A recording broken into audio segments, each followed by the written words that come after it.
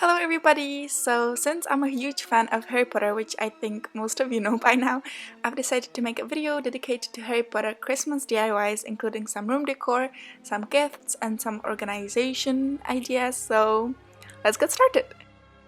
So the first DIY that I want to show you is a snitch ornament, which I think you've seen all over the internet by now, but essentially all you need to do is take a golden ball and make the wings.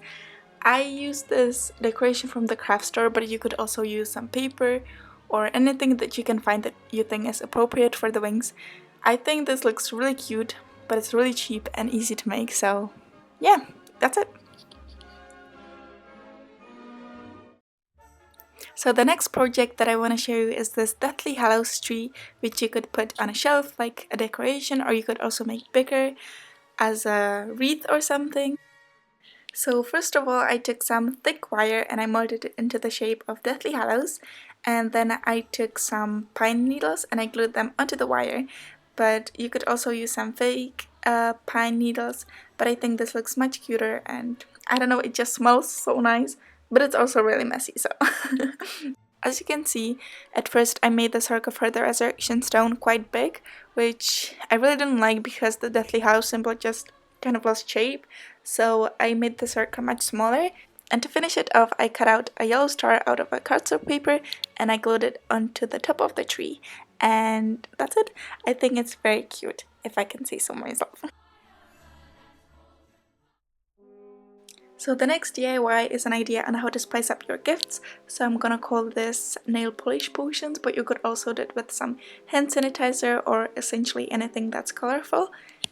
What I did was I took some brown paper and I put some coffee on it to make it more vintage looking, and then I just wrote the name of the potion onto the brown paper. I cut it out and glued it onto the nail polish, and that's it. It's really easy, but I think it just makes your gift a bit more special. So the next craft is probably my favorite. It's a floating candle. So basically I took a toilet roll, without the toilet paper of course, and I took a fake candle and I measured out how deep the candle is gonna go, and make sure the toilet roll is short enough for you to put your fingers through and actually reach the candle and turn it on and off, because otherwise that would be kind of awkward. And what I did with this line, I poked holes through it, so that's gonna act as the holes that we're gonna put the thread through and then hang it with. That was a great sentence, oh my god. Great job, Adela.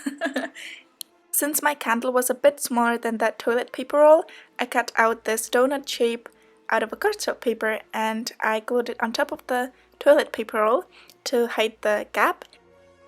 And here's the fun part. You're gonna take your hot glue gun and you're gonna create the wax, and you're gonna want to make it look like it's falling down and leaking, and you also want to make sure that you cover the top.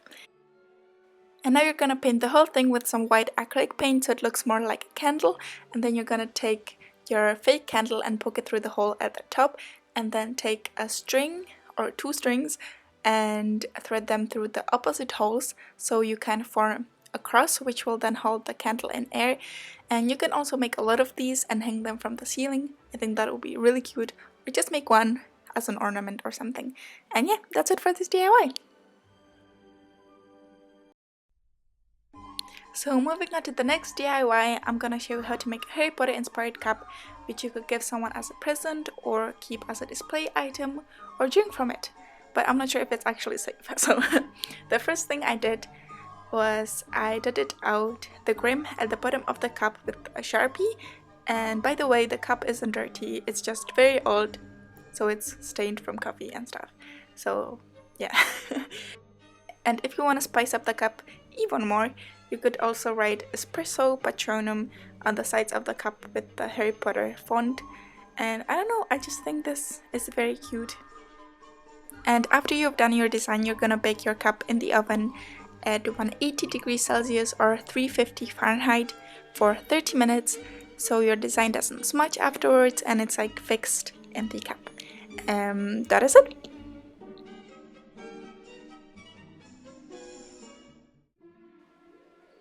So now I'm gonna show you how to make a flying key ornament, which is very easy. So first of all, you're gonna trace out the shape of wings onto a cardboard and paint it with some coffee to make it look a bit more rusty.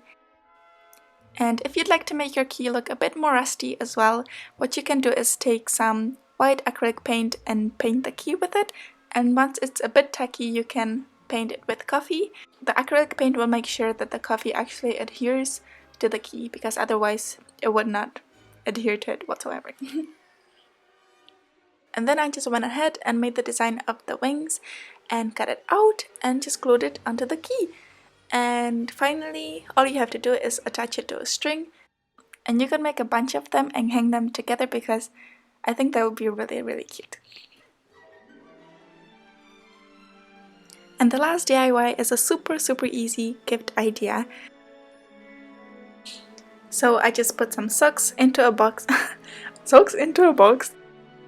and then I just wrote a message saying, "You are free now, you're a master." You could also write anything else with Adobe reference. I don't know, I just think it's super fun and it takes your gift to another level, and I believe a lot of Harry Potter fans would appreciate it. So yeah, that's it for this video. Please give it a like if you enjoyed it and let me know which DIY was your favorite. And yeah, Merry Christmas! Mwah!